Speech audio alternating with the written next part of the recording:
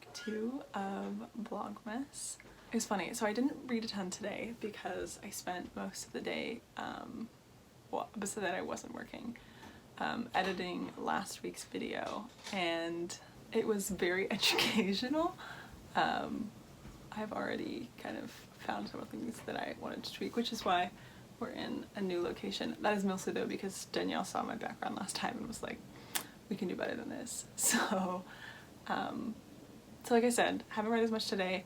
I was also doing some editing. I actually am not quite done with the video yet, but I'm going to be posting that tomorrow morning. This is Monday the 7th, I think. So yeah, I actually just started yesterday. I just started the Best Women's Erotica edition 6. And I'm really enjoying that so far. It's got, many of the authors are authors I don't know, but I've read Elia Winters and Naima Simone and Olivia Waite, and I really loved their books. So I'm excited for, I haven't read Elia Winters or, what's it, historic? I haven't read Elia Winters or Olivia Waite yet, but I read Naima's last night and it was my favorite one that I've read so far. It's also funny because I think there's like, in the kind of hive mind of like Romancelandia, I think the idea, like the definitions of like erotica and erotic romance and romance aren't always like as solid.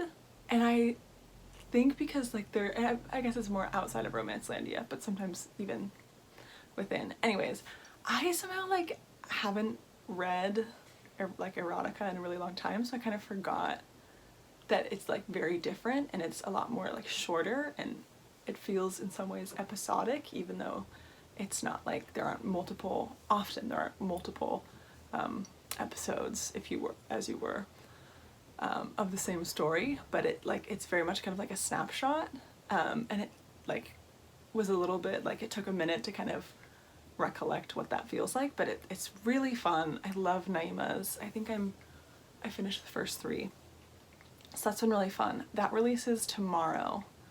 I'm hoping to get maybe through half tonight. Since they are shorter, they're easier to get through quickly, so that's been really great. I also just oh gosh, I think I have like an hour left in my audiobook of The Sea Witch by Katie Robert. I'm really enjoying that. I think I talked about it briefly last week, but like I said, super enjoying that. The audio narration is really excellent. And that is all I'm reading right now. I will check in again tomorrow morning.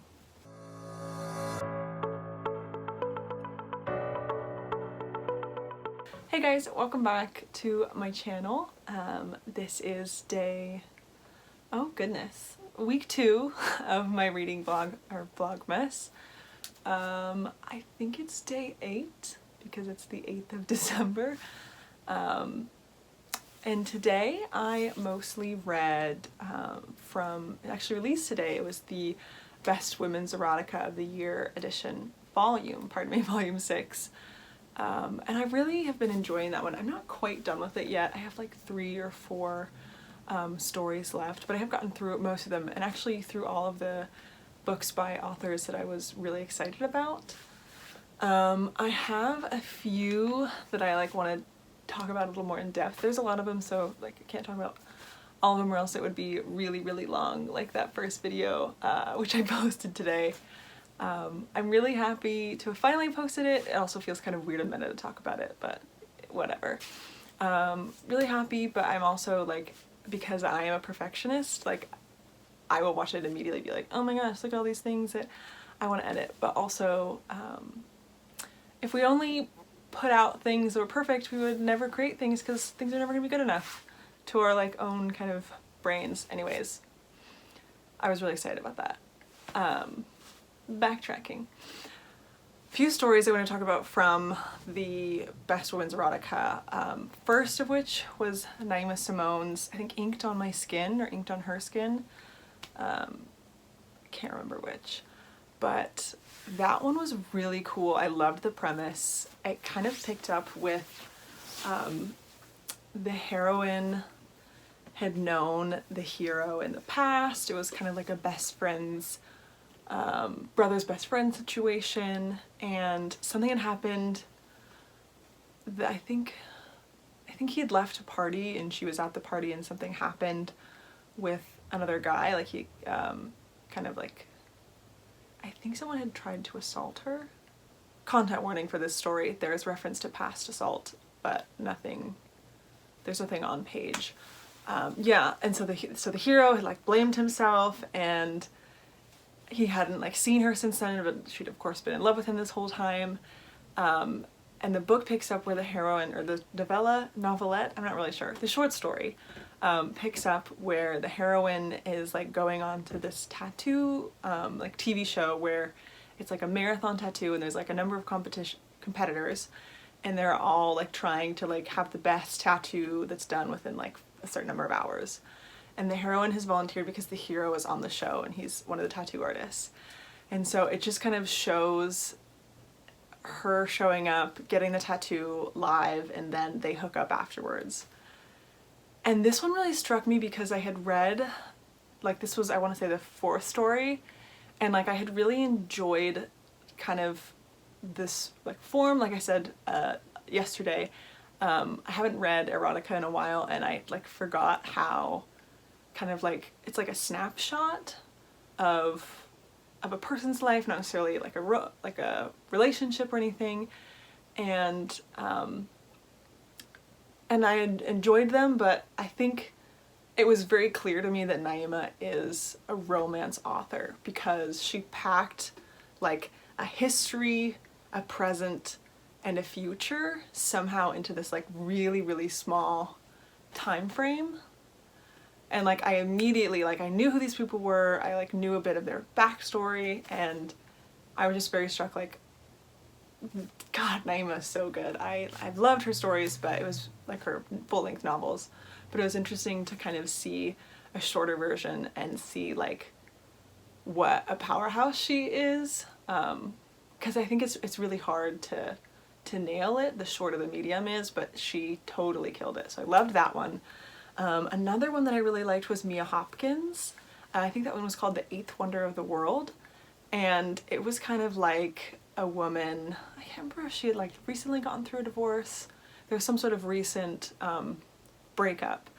And she was at an amusement park. To me, it was read pretty clearly as Disney World or some sort of Disney place with her daughter and her sister. And she like sees like a hot guy operating one of the rides, and they kind of have a like eye flirtation thing going on, and like plan a hookup. And it was very much that kind of like, oh, immediate attraction to a stranger, kind of like fantasy. And I thought that one was a really interesting premise, and I also really like Mia's writing, so super enjoyed that one. And it was another one of those where I can tell, like, I think because it was a stranger, there wasn't as much like of that same idea of like having a history, a present, and a future. But like I think what I really tapped into there was the heroine and her story. And in that same way, like there was like a lot of kind of arc in that. Another one that I really liked was, it was called Calyx by Margot something. I can't remember their last name. But that one is not an author that I was familiar with, but the story was really interesting because it was this woman who was like an artist and a street artist, as a young person, and then had kind of like let that dream fade, and was had like gone to a small town and like become an art teacher, and somehow her friend had like made this meetup for her with this guy, and then as the story unfolds, like you find out that like that he has like a foot fetish. And they had like made a plan to meet there, and like she was just gonna like let him like worship her feet. And that was really interesting to me because that is like not my kink. That is not something that I would typically read, but I think that the way the author wrote about it was really fascinating. And I think the pacing of the story was really interesting because like you just pick up and you're in the heroine's head, and the author kind of slowly reveals like oh, used to be an artist, oh, now I'm just like an art teacher, and then my friends assigned this thing and they're meeting in a hotel and you don't know why, and at first you might think that they're just like having sex, but then like as you kind of learn more, and you also kind of find out that the guy who's there with her is someone who like followed her art, and I thought it was so fascinating, and again like something I wouldn't necessarily have picked up, but it was so good, and I want to check out more books by this author because I thought it was, or if they have more, hopefully, because I really liked it. I thought it was super well written. I just have two more that I want to talk about. One of them was Easy Ride by Katrina Jackson. That one was like a motorcycle and MC motorcycle club romance, or erotica. But it was the heroine had like found out recently that her, I'm not sure, yeah, no, they were married. Her husband of like 10 years had been cheating on her with her best friend, and so she moves across the country to like start her life over.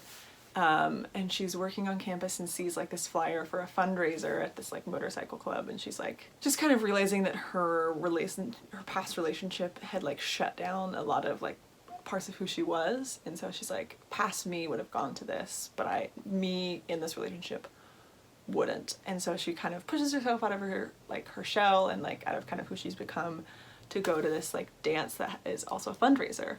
And she shows up and she immediately has chemistry with this guy, and it's super hot, and the banter is really good, it's super sexy. But I think, yeah, again, like I feel like with all of the romance authors, I could really tell like these are people who know how to create a character arc, and they know how to pack in the details about like who these people are and what their story is. I thought that was really, really fun. So yeah, Easy Ride was really hot, super fun. They have sex in the back of the motorcycle club. The other one that I really liked, and I think this one might be my favorite, was Sweater Weather. Sorry, I think that's an SNL sketch. The story was called Sweater Weather, and it's by Elia Winters, and I think I read like 2 or 3 of her books, their books, and I like enjoyed them, but it's one of those things where like you read it once, you enjoyed it, but like other things came up on your TBR, and so I haven't returned to her books in a while, and I read this one and I loved the premise and I loved the writing, and it was so hot. But the setup for Sweater Weather is that there's these 2 roommates, Paige and Lila, and they've been roommates for a while, and they kind of have this like, oh, like what's mine is yours policy. And so Paige is looking in Lila's closet for some sweaters, and she opens like a box, a chest, and she finds a ton of kink gear. And as Paige is kind of like like staring in kind of like shock, I suppose, in shock, Lila walks in and she's like, oh, and Paige is like, oh, I was just looking for a sweater, like, and Lila's like, oh, yeah, there's not sweaters in that box. And Paige is like, yeah, no, I know what it is. And Lila's like, oh, how do you know what that is? And they just like so immediately have that like really delicious chemistry. And also I think I just really love the whole like caught in the act moment of like, oh, I wasn't doing anything, I was just, So, Lila catches Paige, and Paige is like, oh, like, or I think Paige says like, oh, I've just seen it on the internet, and Lila's like, is that something you go looking for? So they had this kind of like really delightful repartee, and they end up, I think Lila says, do you want to play with me? And Paige is like, yes, I would like to. And Lila's like, we're not going to play tonight, we're going to play this weekend. And in the meantime, you're going to send me videos of things that you'd like to do and tell me why you like them. And I thought that she built the tension in that so well. Their chemistry was really great. It was fun. Yeah, that one I think was my favorite. It was so, so good. So yeah, like I said, I have 3, maybe 4 of the short stories left, but I'm almost done with that. Super enjoyed it. Really grateful for the copy that I got for review. I also finished The Sea Witch, finally, so I'll need to get a new audiobook this week. But that one was great. I love Katie Roberts, and I really enjoyed, I felt like I said, I read that previously, as an arc. But it was nice to listen in audio because I feel like I got to like really sink into the characters and get a little more in their heads, which I really enjoyed. Next up, one that I'm excited to start reading soon is The Duke and I. I know a ton of people have been doing rereads. I just haven't made the time for that yet, but I just got this copy in the mail recently. It is a Step Back first edition. I've almost collected this whole series in first edition books with the step backs, which is the important part.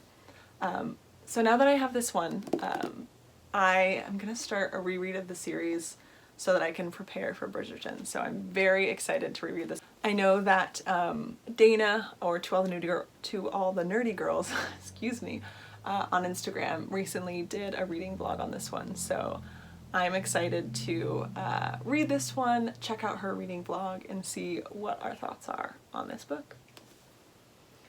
But yeah, that is all from me today. I'll see you tomorrow. Have a good one.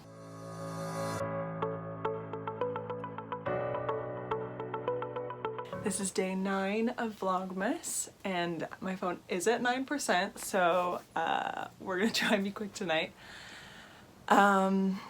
It's about 9 p.m., so really honing in on that that magic number.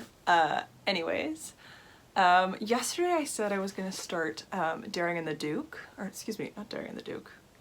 It's my id just talking about Sarah McLean. But the Duke book I did say I was going to start was The Duke and I by Julia Quinn. And I fully intended to read that book, but I did get this book for doing Fated States at the phone banking a while ago, and I was looking for a new audiobook because I finished The Sea Witch, and this was available at the library, at the Brooklyn Public Library. So I checked that out, and I've been listening to this in audio today. And it has been a wild ride. I think I read this is the book 2 in the Smythe Smith series by Julia Quinn. And I read this a couple years ago. I remembered really enjoying it. My favorite book is The Sum of All Kisses, which is book 3. So I've only read this one once, and I was kind of excited to like revisit it, and it's not too long, so it worked for me in audio. I started today, and it is wild. If you haven't read A Night Like This before, it centers on David. I'm never sure if it's David or Daniel. It's Daniel. Daniel, who is the Earl of Winstead, and Anne Winter. And essentially what happens is there's carryover plot from this book onto book 3, which is my favorite. The book starts where Daniel is playing cards with his friends, and one of his friends, Hugh, who's can do obscene calculations in his head, super smart. He and his friend Hugh are really, really drunk, and he beats Hugh at cards, and Hugh's like, "You cheated." And he's like, "Wait, no, it's just luck." And so because of bravado and toxic masculinity, they challenge each other to a duel, and Hugh shoots Daniel. And Daniel is planning on shooting into the air, but then Daniel actually shoots him, and he gets really mad, and he goes to shoot Daniel goes to shoot Hugh in the shoulder, but then he falls and he shoots Hugh in the leg, and Hugh almost dies and he becomes lamed. And so in the hubbub, Daniel is like, "I have to leave England," because always the whole duel thing, if something happens, you have to leave. But then Hugh's dad says, "You've ruined my," at this point Hugh's the spare, so he's just the second son. So it's not even like he's injured the first son, but regardless, Hugh's dad, who I think is an earl, I can't remember if he's an earl or a duke, someone high up, or marquis, he's like, "You've ruined my son, I will kill you." So Daniel's on the run. And then it cuts to years later, and Hugh found Daniel and is like, "I have made sure that my father won't come after you, please come home." And so that's where this book picks up. Daniel is the hero of this book, and he returns home to a Smythe Smith musicale, which is obvious. I don't know if you're familiar with the Bridgertons, but they're notoriously terrible musicians. And Anne is the governess of the young children. And Sarah Plainsworth, who's the heroine of book 2, has come down with an illness, and so she can't perform, sadly, with her sisters and her cousins. So Sarah, the governess, steps in to play piano in her place, and this is where Daniel comes home, and he sees his family, and he's like very excited to see them all. And then he sees this mystery woman, and he's like, oh, who's this woman? What's going on? And she, being a governess, knows like the rules about like what one can and can't do or say around a man of the house. So what you find out later is that Anne is actually Annabelle, and she's like, I think her family doesn't have a title, but they're like landed gentry. And she has been cast out of her family because I don't know if they explicitly say she slept with this guy who she expected to propose, or if they just like fooled around. I don't remember. I can't remember. But she thought this guy was going to propose. They fooled around a bit, and then she finds out, like he says, oh, I'm already engaged to someone else. Like, that's so funny that you would believe I would propose to you.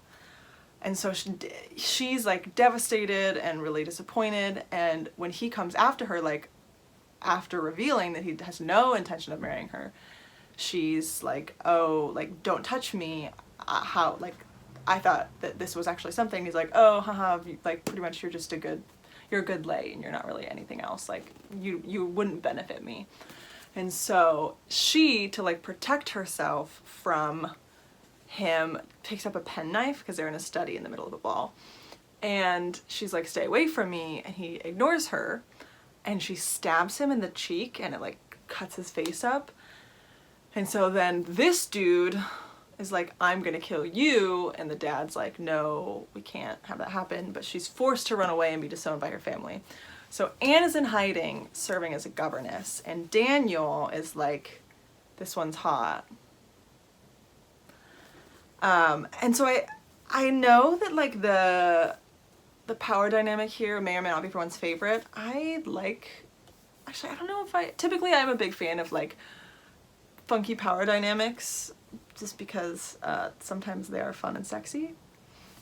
This one is really interesting. I think it's trickier in historicals to get those in a way that's like, that I'm okay with, because like it's one thing, like teacher and professor feels hot, because like anything goes down poorly, I mean, there's not like, I guess I don't really know. In my mind, I'm like, But like in this situation, the thing that I think is really interesting is like, if anything happens, and then Anne could be like really SOL, because like she would lose her employment. So I think that's the only thing that really makes this one tricky. I do think it's interesting though that both Anne and Daniel have like threats on their life that they've had to kind of flee.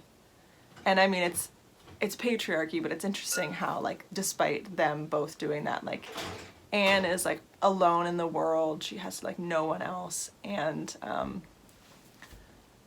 like governesses aren't like poor people, but they're definitely like, they depend on others for their money, for their support, and if you like step wrongly, like you could be in big trouble. So I'm interested to see how I'm that far, and after they've had a few interactions, Daniel Smythe-Smith has invited his cousins, who Anne is the governess of, to his like family's manor in, oh gosh, where is it? I can't remember what it's called. So they've all gone to the house, and Anne is like taking care of them.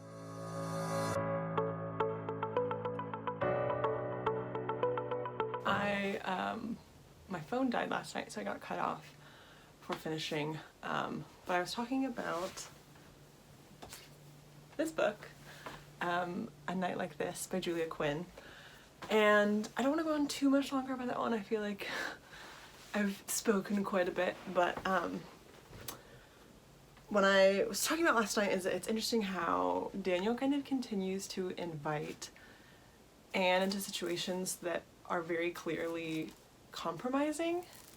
And I was kind of struggling with that because, like, as like a man, he should be very aware of the power that he holds and what that means. And it was kind of interesting and also kind of in some ways unsettling to see him putting her at risk when he like is into her.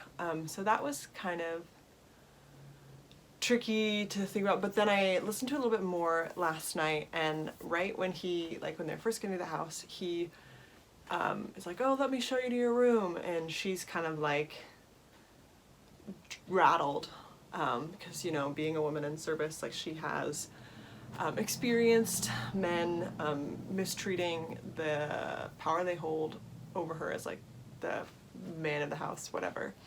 And so he shows her to her room, but she's like pretty cagey. So Daniel shows Anne to her room as the family kind of arrives at his house. And she's a little bit cagey because of like past experiences where like the man of the house has been manipulated the like power, and so she makes a comment like, this is like, we can't do this, and he's kind of like, it's important for me to tell you that I want to kiss you, even if I don't kiss you right now, but I need you to know that I want to. And then she says, could you kiss me once, just once, and never again? And he's like, I can't promise that. So they don't kiss, but like it's interesting tension. And it's tricky because I think on the one hand I like that he like is very clear about like, oh, I'm into you, but also it's hard because inherently like he has so much power in that situation that it's hard to like see what like is truly consent. Now on the one hand I can think about this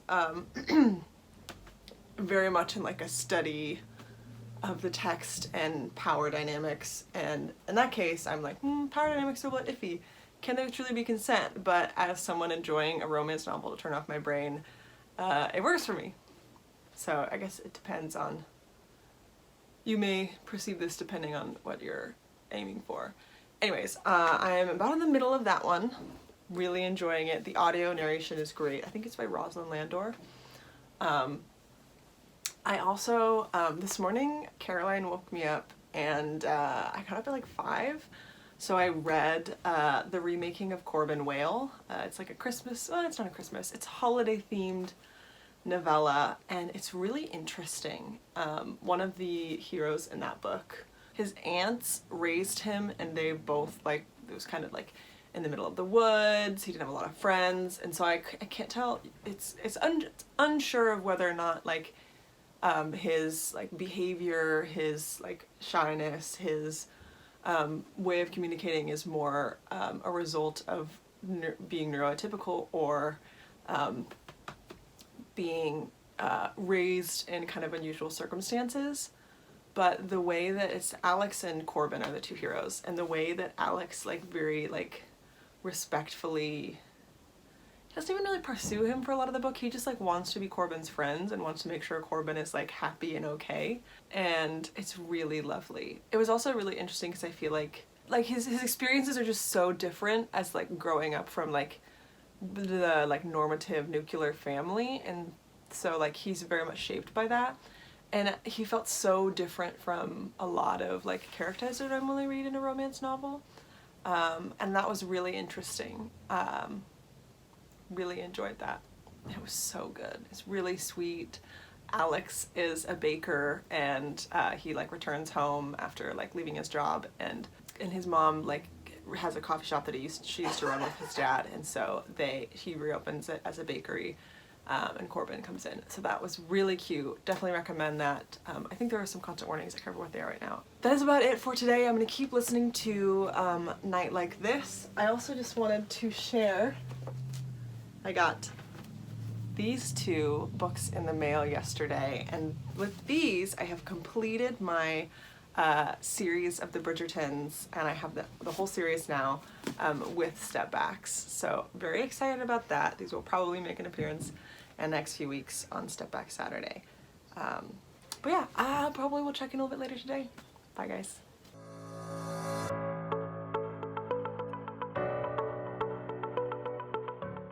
Hey guys, this is me checking in for day 12 of Vlogmas, maybe 11, might be 11.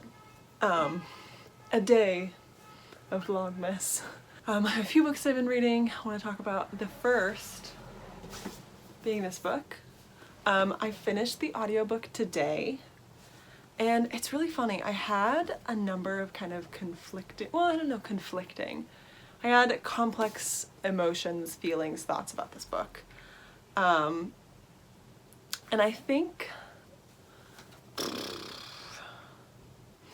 the first time I read it, I probably didn't like analyze it as much. I know like Dana in her video about the Duke and I, she talks about like the first time I read this, I was reading it for fun, and like as I reread this, like I'm just a more critical reader now, and I really enjoyed my reread of A Night Like This, but I felt like I kind of had to compartmentalize like my lizard brain, like, ooh, people falling in love, having a good time, and like a more critical analysis of like, what are the power structures in play here? Like, how does that, how does someone's perception of life and power and their experience affect the way they love someone? And so I know last time I was kind of talking about, there's a scene where the heroine, Anne, tells Daniel like, hey, I can't be with you, and he's like, okay, yeah, that's fine.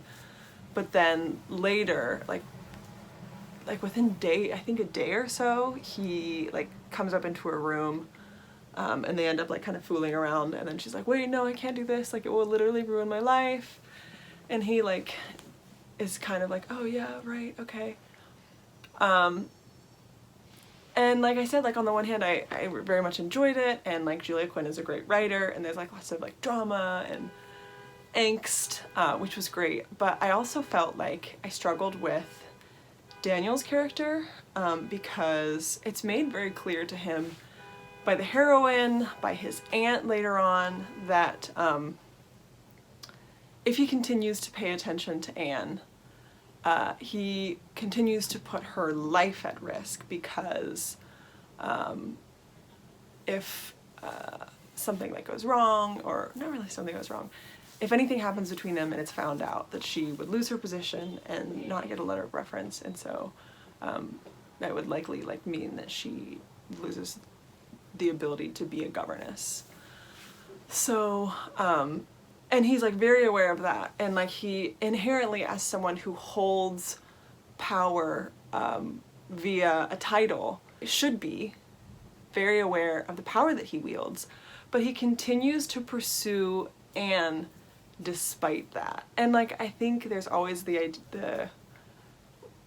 question of like, can there truly be consent in this situation? And like I think it's made very clear by Julia Quinn that our heroine is consenting, like she does give verbal consent, but like there's the underlying question of like, Anne has to be aware of, like there's this one point, I guess I should say, after Anne declares like, oh, I can't be with you, and he leaves, they get into an accident, and he like brings her back to the house and saves her and like puts her up in the nicest room, and like revisits her the next morning to be like, oh, I'm leaving, but I need to say goodbye to you. And I think there's some heavy petting, and they don't actually like bang, because she like is like, no, I can't wait. But he's like, okay, fine, yeah, fair. They all go back to London, away from Whipple Hill, which is the name of his house. And then essentially what happens is George Chervil has like a man, an investigator, going around looking for Anne, and he goes to the Smythe Smith house. And it's like, oh, have you seen Annabelle Winter? Not Winter. Annabelle, whatever her last name is. And the butler says no, but Anne sees it happen and is like, okay, I don't want to put the kids at risk, so I have to leave. So she leaves without saying anything, but then George finds her in the streets and assaults her. Well, he tries to. He has like a knife, but she is able to like knock it away. She knees him in the groin and escapes. And she runs to George, who's like, oh, let me protect you, like I'll take care of you, I love you. But the thing is, like, when she comes to him, she's first like, I want to be your mistress, because she's aware that she can't be, she has no other options. She has no other options other than like, should be prostitution, but like it's the best option available to her. And I think inherently in that, like it's so revealing of the power that she doesn't have and that he has, because, and in some ways he like affected her options by the attention he paid her. Anyways, that happens. And like the next day she's with his cousins, but George comes by the house with one of Daniel's cousins, one of her charges, and is like, come with me or else I'll kill the girl. So she goes with him, and he like takes her to like kill her, and you know, bad villain things. And the hero goes after her, and she eventually kind of frees herself, but then of course he's there too, right in time. And I think, of course, HEA, I don't know if I don't think there's a pregnancy in the end.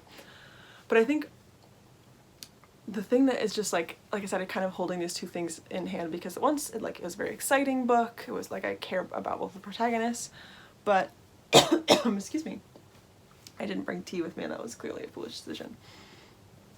But there's so much of a disparity of power. Like, she has no connections, she has nothing, and so she has to run to him and is like, oh, like I'll be your mistress. But if she didn't have him, she wouldn't have anything. And it's just like very revealing of like the power that women didn't have. And the other thing I'm still kind of exploring is like there's a lot of violence against the heroine. I really should have gotten water. Anyways. Because George assaults her, fends him off, and cuts his cheek. And then later, George assaults her in the street. And then he kidnaps her and takes her to a secondary location. John Mulaney reference. And then like goes to like assault her again. And I think we're kind of starting to do that a little bit less in romance novels, which I appreciate.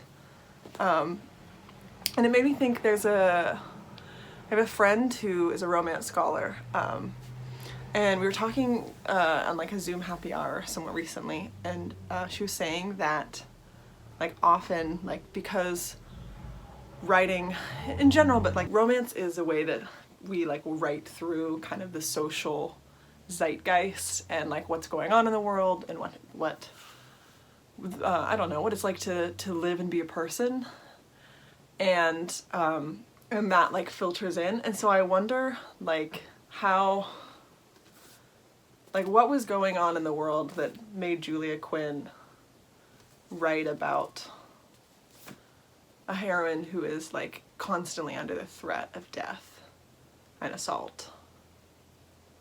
And I mean, I don't know, I guess like what specifically, because of course there's the whole like, oh yeah, like women are like likely to be, anyways, I don't need to, you know, it's just, I was gonna try and like guess or talk about like statistics, but it was just gonna make me depressed and sad about like women and being unsafe.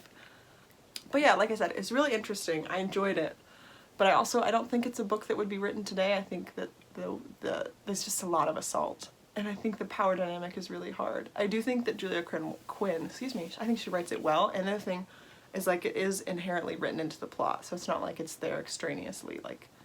But yeah, I would say maybe a 3-5. I don't know. I tend to be generous with my stars.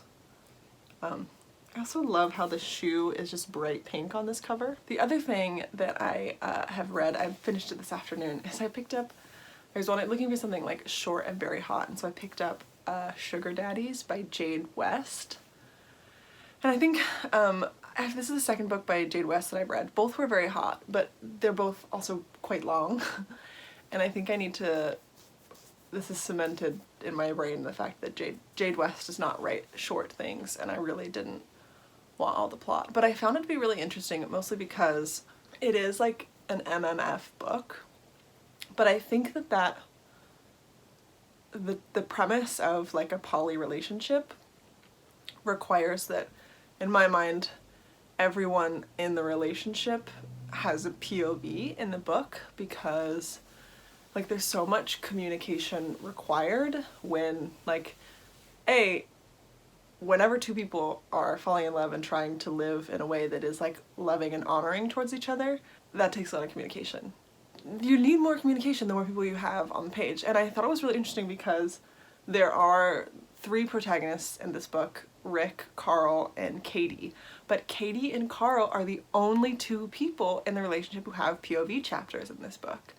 And I like finished it and was like, wait a minute, is that true? And I like went back, and Rick doesn't have any POV chapters. And I think it's really to the detriment of the book, because you spend the entirety being in Carl's head and in Katie's head, and so you never really see Rick. And I just wanted to briefly sketch out the premise.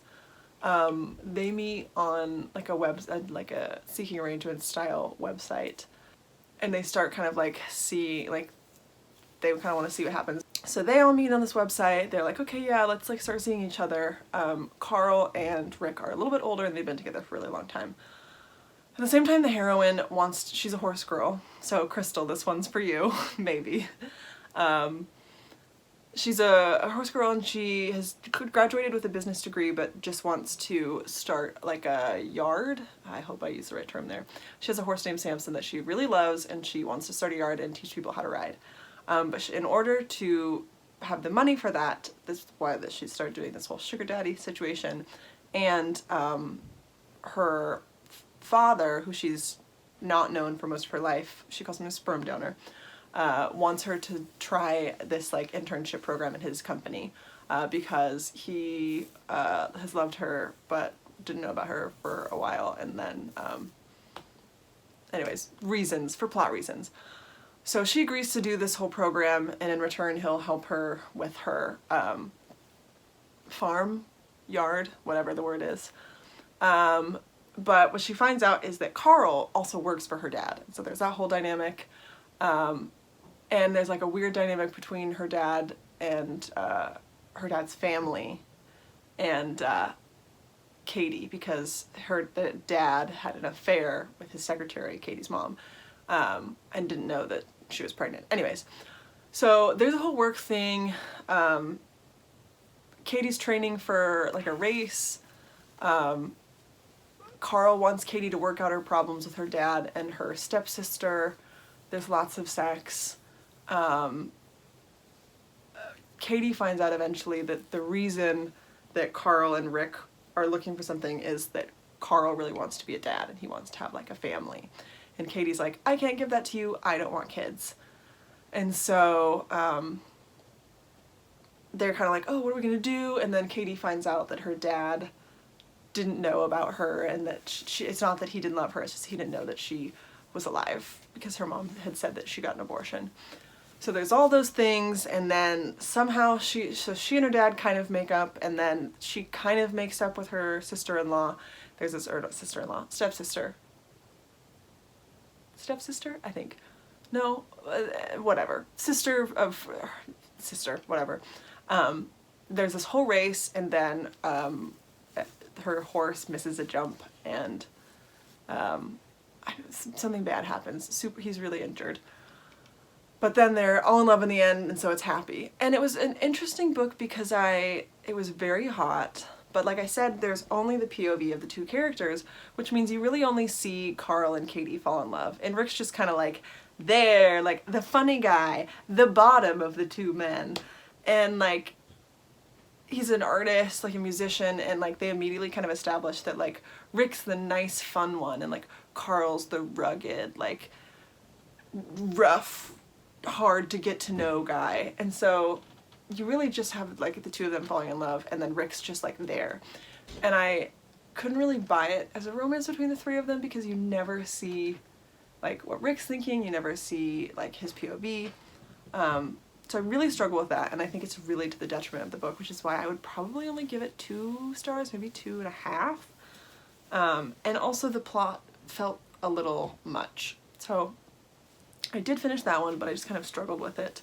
And I am about to start Bet Me by Jennifer Cruzy. I've been meaning to read it for a while, but just hadn't gotten around to it. But tomorrow is Saturday, so I'll be reading that, and I'm very excited.